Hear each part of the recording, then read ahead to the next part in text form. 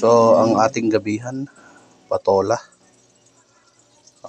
Na-chop ko na po yan mga ka-idol. Igisa natin dito sa makarel. Naggisa na ako ng sibuyas bawang. Nilagay na yung makarel.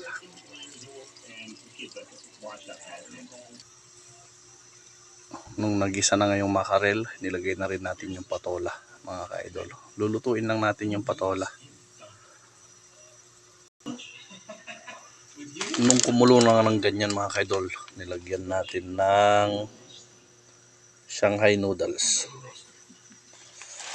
Ayun.